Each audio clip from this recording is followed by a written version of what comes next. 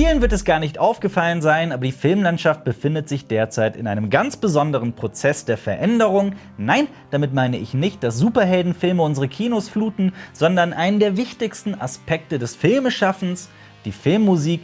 Über die letzten 100 Jahre etwa hatte sich in Hollywood das Komponistensystem durchgesetzt. In den letzten Jahren traten aber gefeierte Regisseure auf den Plan, die sich von den üblichen Verdächtigen entfernten und Komponisten und Musiker heranzogen, die man zuvor eher nicht mit der Filmlandschaft in Verbindung gebracht hat. Heute sprechen wir deswegen über die außergewöhnlichsten Komponisten unserer Zeit und darüber, wie ihre einzigartigen Arbeitsweisen die Filme prägen, die wir in den letzten Jahren besonders ins Herz geschlossen haben. Damit ein herzliches Willkommen zu einem weiteren Essay hier auf Cinema Strikes Back.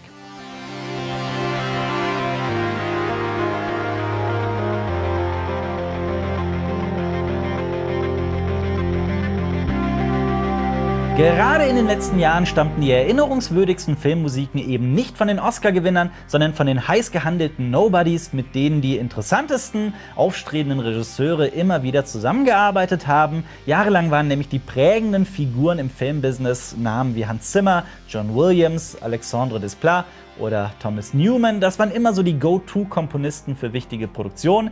Dadurch hat sich aber eben auch eine Monotonie in den Filmen eingefunden, die die neuen Filmemacher ablehnen. Und dass Regisseure eben mit ganz besonderen Künstlern zusammenarbeiten, ist natürlich im Grunde keine brandneue Entwicklung der Gegenwart. Über den gesamten Lauf der Filmgeschichte haben Regisseure immer wieder gerne mit außergewöhnlichen Musikern zusammengearbeitet. So erzeugte Ridley Scott in Blade Runner eben auch eine so futuristische und bizarre Schönheit durch die Zusammenarbeit mit dem Griechen Vangelis, der ein Pionier der elektronischen Musik war. Der Score zu Blade Runner ist noch immer atemberaubend schön und berührend. Und das auf eine sehr einzigartige Weise.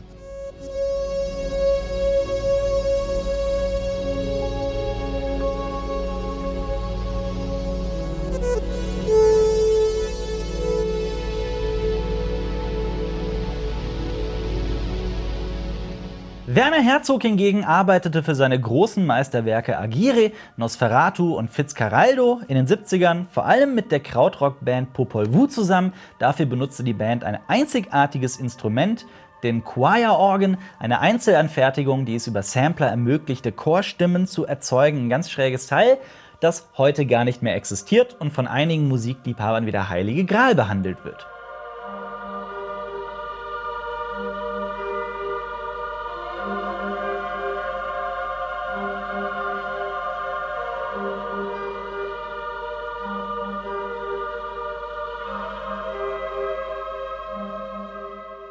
Unter Filmkomponisten ist auch der japanische Avantgarde-Komponist Toru Takemitsu ein Begriff, der in den 60ern Stücke schuf, die so klingen, als wären sie gar nicht erst von dieser Welt.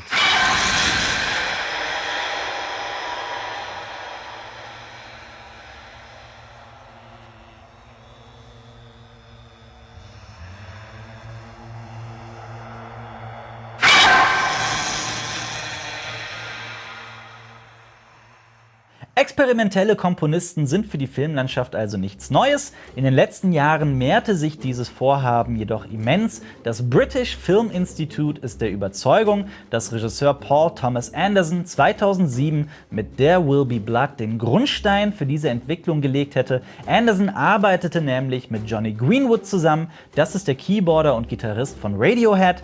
Greenwood arbeitete für den Film mit Avantgardisten zusammen und genauso schafften es dann auch atonale Anlehnungen in den Film. Atonalität bezeichnet eine Musik, die auf der chromatischen Tonleiter basiert, einer Tonleiter, die nicht auf einem Grundton basiert. Das ist ein recht umstrittener Begriff, diese Atonalität. Dieser Begriff ist auch nicht genau definiert, sorgt aber für eine Musik, die für viele eine ganz, ganz eigenartige Schönheit besitzt.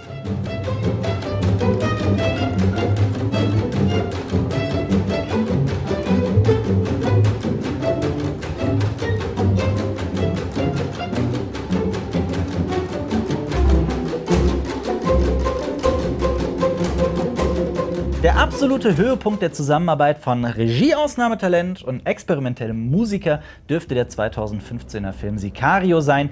Denis Villeneuves Thriller ist in vielen Aspekten ein Meisterwerk der jüngeren Filmgeschichte, vor allem wenn es um die Musik geht.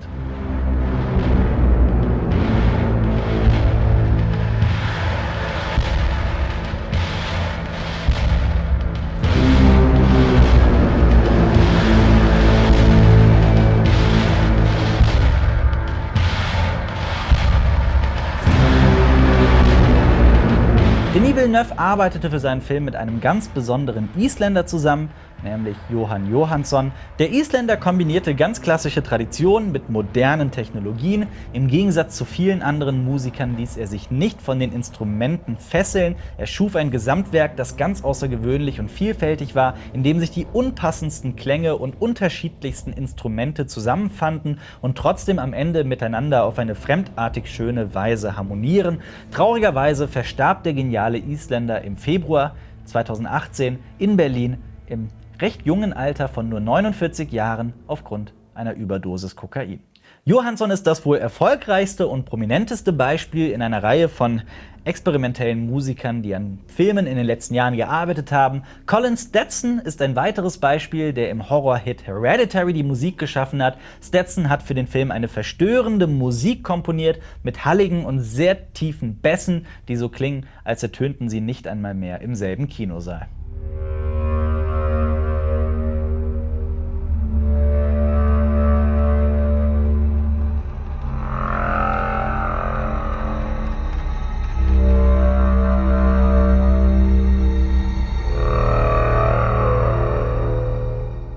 Der Film First Reformed von der Kultproduktionsfirma A24, die ja auch Hereditary gemacht haben, der hatte leider noch keinen Deutschlandstart. Der Film ist von Paul Schrader, dem 72-jährigen alten Hasen, der sehr anspruchsvolle Filme macht und schon 4 Filme von Martin Scorsese mitgeschrieben hat. Schrader arbeitet für First Reformed mit dem walisischen Musiker Brian Williams zusammen, der besser bekannt ist unter dem Namen Lustmord. Als Lustmord hat er bereits am 6.6.2006 ein Live-Konzert für die Kirche von Satan gegeben.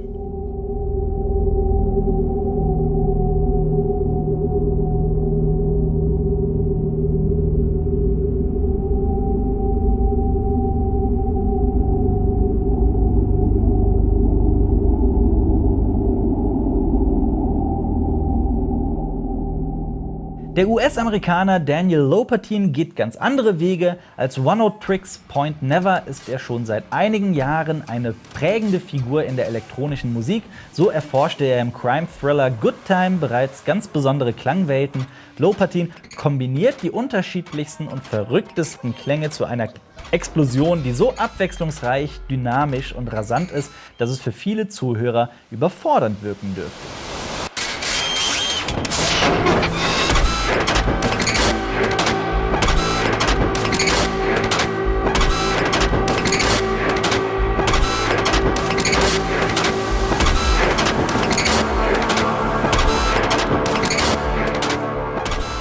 Die Britin Mika Levy, auch bekannt unter dem Namen Mikachu, ist in die Welt der Musik hineingeboren worden. Sie interessierte sich bereits im frühen Kindesalter für Musik und war das Kind professioneller Musiker. Sie arbeitete in London als DJ und wurde vom Regisseur Jonathan Glazer entdeckt und kontaktiert. Der arbeitete an einem ganz außergewöhnlichen Sci-Fi-Thriller namens Under the Skin. Darin geht es um ein Wesen, das aussieht wie eine Frau, um Männer zu entführen und verschwinden zu lassen. Glazer suchte eine Komponistin, die zuvor noch an keinem Film gearbeitet hatte. Er wollte jemanden, der oder die nicht wusste, was sie tun soll oder wie man überhaupt einen Film komponiert. Under the Skin sollte, genau wie der Titel verrät, unter die Haut des Zuschauers gelangen und so sollte auch die Musik äußerst bizarr klingen, unerwartet, sodass der Zuschauer überhaupt nicht einordnen kann, was vor ihm auf der Leinwand geschieht. So sollte sich die Musik tief in das Unterbewusstsein des Zuschauers bohren und Mika Levy hat das mit ihrer wunderbaren Musik geschafft.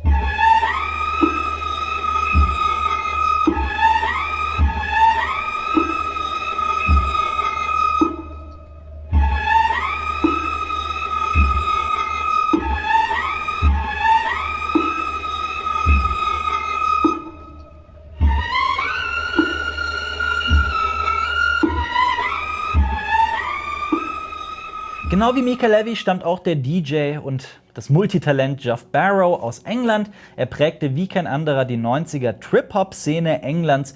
Genau wie der Graffiti-Künstler Banksy kam Barrow aus dem Bristoler Untergrund. So durfte er auch 2011 für den Banksy-Film Exit Through the Gift Shop die Musik zusammenstellen. Seinen größten Durchbruch hatte er dann aber mit der Zusammenarbeit mit Alex Garland 2014 in Ex Machina und 2018 in Auslöschung. Die elektronischen Klänge in Ex Machina fügen sich flächig in den Hintergrund des Films und begleiten das kontroverse Geschehen von Oscar Isaacs Figur, die ja künstliche Intelligenzen in diesem riesigen Haus baut, so wird die Musik von Barrow zum Teil ganz, ganz leise im Hintergrund durch das Haus gejagt.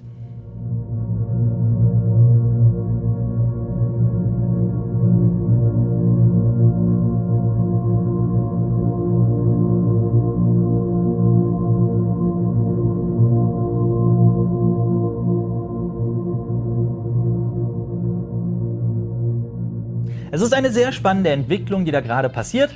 Dafür muss man halt nur abseits des Mainstream-Kinos blicken, um diese Entwicklung in irgendeiner Weise wahrzunehmen. Junge Filmemacher hatten ja schon immer die Angewohnheit, sich vom traditionellen Kino abzugrenzen. Aus dieser Motivation heraus sind schon völlig neue Stilrichtungen und neue Technologien erfunden worden. Oft ist genau das der künstlerische Ansatz, der große Meisterwerke schaffen lässt. Für mich zählen viele der hier genannten Filme wie Ex Machina oder Hereditary oder Sicario zu den besten Filmen, die wir in den letzten Jahren beschert bekommen haben. Die sehr außergewöhnliche Musik spielt in diesen Filmen keine kleine Rolle, sondern ganz im Gegenteil eine riesige. Aber wie seht ihr das? Welche Filmmusiken haben euch in den letzten Jahren völlig verzaubert?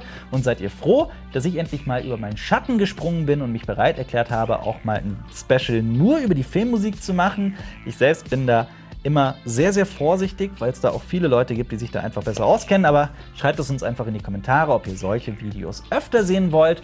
Und checkt unbedingt mal unseren Abo-Button aus. Denn wenn ihr den Kanal hier abonniert und euch dieses Video gefallen hat, dann könnt ihr mehr Videos von uns gucken. Wir würden uns sehr darüber freuen. Und checkt auch unser letztes Special.